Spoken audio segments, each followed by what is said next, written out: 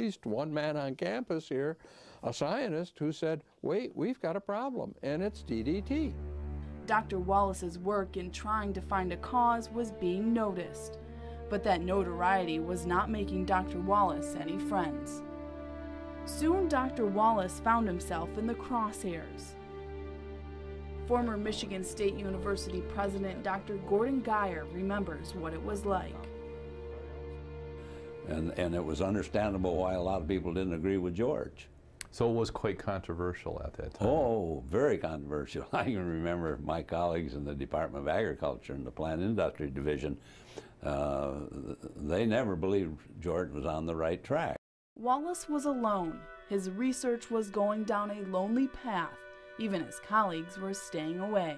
What they got into at this point in time was basically charges that Wallace was being irresponsible, it was non-scientific, and sort of the agricultural industry, the agricultural community in Michigan tried to do everything they could to get him fired.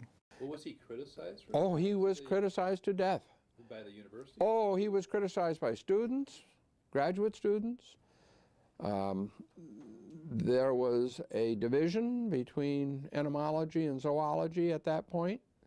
The entomologists chose up sides and decided they would go with the DDT or the pesticide industry. And the zoologists had decided they would stand behind Wallace. And then there were those that stood back and said, we don't understand what's going on. Because I just felt that here was a person who went way beyond and took way more punishment than he should have had to in teaching in an academic institution. But what do you mean by punishment? Well, verbal concern, indicating he was off base. Dr. Wallace's research was soon becoming as lethal to him professionally as DDT was to the birds. He was laughed at. I was at several seminars where his topic of DDT in birds was laughed at by people who knew better. Michigan Congressman John Dingell provided the antidote. If it hadn't been for John Dingell intervening at that point in time, calling him into Washington, testifying, and then getting back in touch with Michigan State University and basically threatening future funding from USDA if Wallace was fired, Wallace probably could have been fired. I mean, I think they might have released him because of the tremendous pressure they were under. And part of all of this, you see, this is sort of what makes that decision somewhat more understandable, is that he didn't really have the evidence of causality. The pesticide industry was very powerful. They had been putting a lot of money into research, and rightly so. If they're going to use it, they should pay for it. And they were certainly trying to look at long-range effects, but not quite the way the Wallace incident brought them out, about this chain, this food chain that introduced it at one point, and here it comes here. All of a sudden, it's in birds.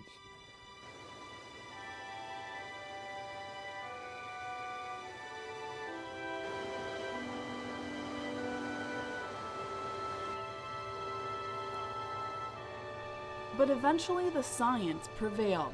A Michigan State PhD student, Dick Bernard, had completed this thesis on the effects of DDT, and his work proved to be the smoking gun. I've got Dick Bernard's, I would say, a milestone thesis right here, and it put the cork in the bottle. You'd have to be a complete numbskull to deny the results of this thesis work. 1962 is when he finished it, the field and laboratory studies on the effects of DDT on birds. This was the work that was the damning piece of work. When the results of this thesis were published, we could not deny what was happening. As far as we know, it's going to be with us forever. It does not biodegrade, as we know, and we continue to find it. I mean, we know that it's in each of us today, so it's going to be in our children, our grandchildren, and their children. So Wallace did it through Rachel Carson. She quoted him all the time until her death. He provided the ammunition. He had his final students and went away. That was it. He just went away. In 1972, Dr. Wallace left teaching at the age of 70. During that spring, he and his wife moved to northern Michigan in a quiet retirement that friends say featured bird watching as a central pastime. The work he and his students had done remains an important part of history. On New York University's list of the 100 most important writings in the past century, Rachel Carson's book Silent Spring ranks second. Her book stimulated the need for more research, and by 1970, MSU's Pesticide Research Center, founded by and under the direction of Dr. Gordon Geyer, opened its doors. As MSU's eventual president, Dr. Geyer recognized Dr. Wallace's efforts with an honorary doctorate degree soon after his death in 1986. MSU's Department of Zoology also offers the George and Martha Wallace Scholarship to graduate students in ornithology. In his autobiography, Wallace wrote, "Birds have been my main obsession. I ultimately settled down to a career of teaching and research in ornithology. I have never regretted it. And today, the joyful sounds of spring remind us of that obsession." Michigan State's Knight Center for Environmental Journalism would like to thank you for being with us. Until next time, I'm Jamal Spencer for Environment.